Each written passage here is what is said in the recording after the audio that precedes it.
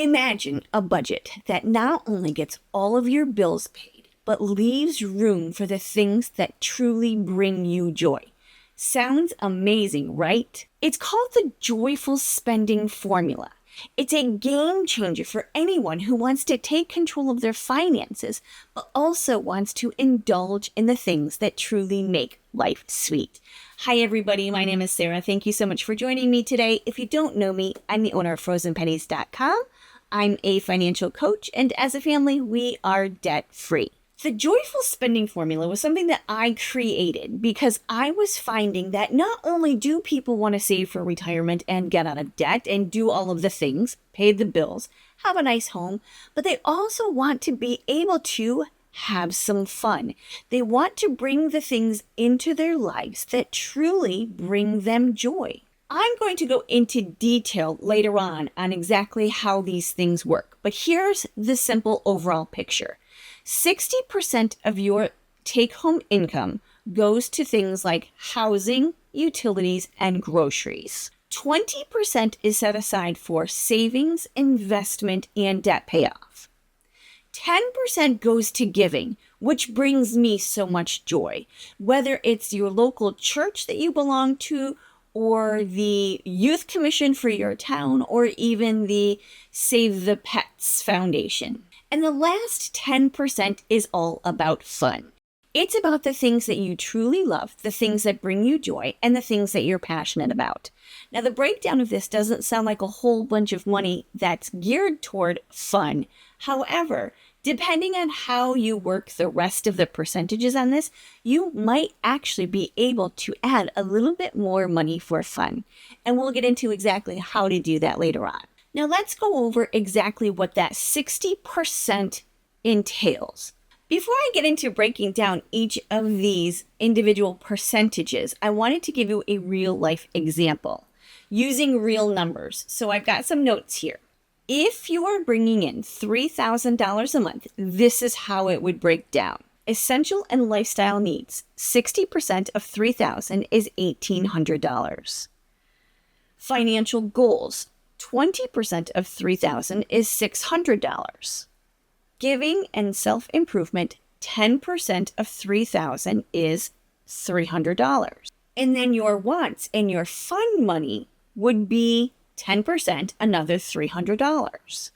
So if your after-tax take-home income is $3,000, this is what it would look like with the breakdown.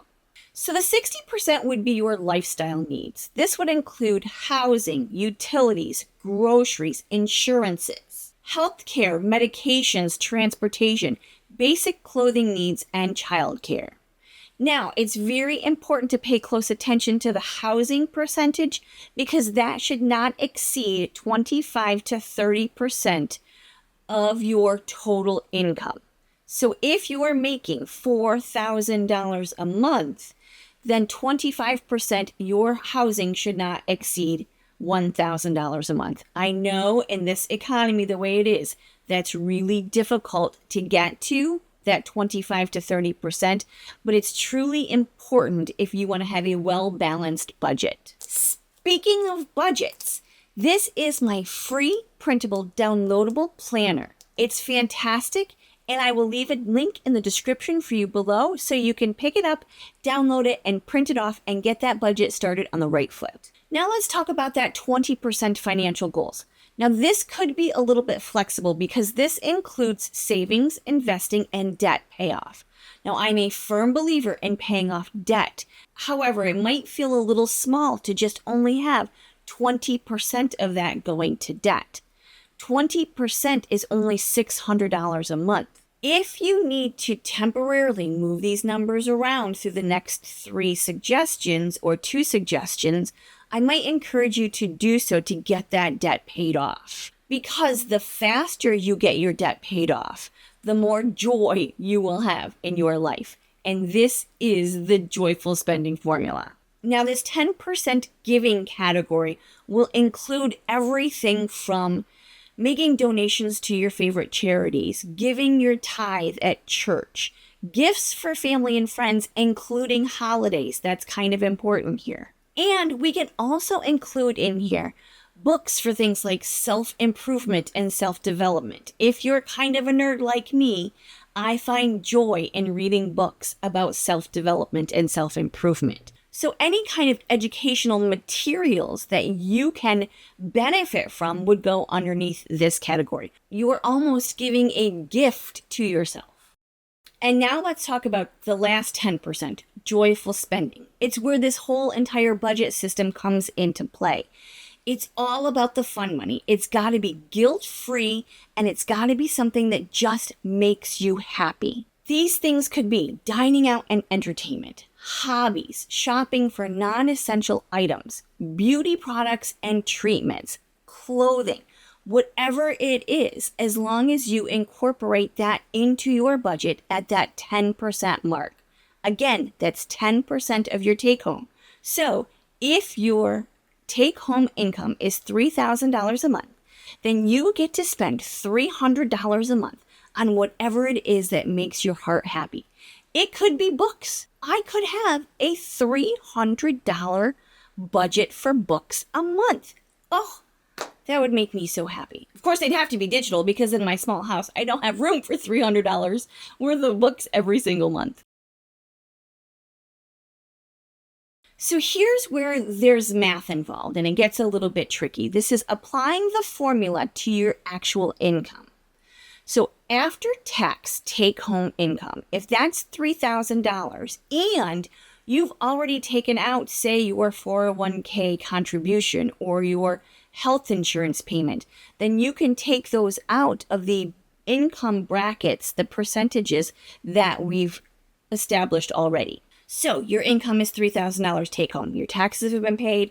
You've already contributed to an investment. You've already taken care of healthcare. Those can come out of those pieces that we talked about, and you can redistribute those other things that you have in those brackets. And then just divide your income by that 60-20-10-10 rule. The budget planner that I mentioned earlier will really help you break those pieces down. It doesn't include this formula, but it will help you keep track of all of your expenses. And you're more than welcome to put in parentheses next to every single thing what it is you're spending your money on and the percentage that it needs to go into. Now, why did I create this joyful spending formula?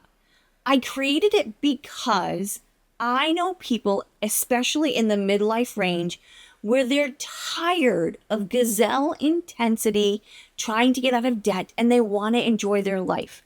They're in their second season of life, and it's time. They've worked really hard for what they have. Even though we, as midlife women, we want to be out of debt, we want to save for retirement, we want to help our grown kids navigate their life and their college experience, we want to help our parents get through the final season of their life, but we still deserve to have some joy in ours. So, being able to dedicate a specific amount of money each month toward joy makes me happy. I did a poll in my community about what would you do with an extra $100 a month? And so many of these answers were about spending a little bit of that money on what brings joy. The majority of the people said, take 50% of that every month and put it towards savings, and take the other 50%, that other $15, and do something fun, something that brings joy to your life. Now, your biggest question might be through all this, well, what brings me joy to my life? What do I find enjoyable? Could it be a pedicure? Could it be shopping for new shoes? Could it be buying books like mine might be?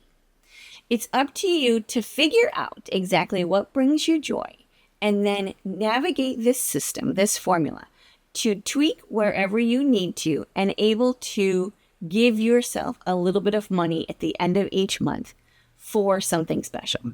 Thank you so much for watching, everybody. I truly appreciate you and have a great day. Bye-bye.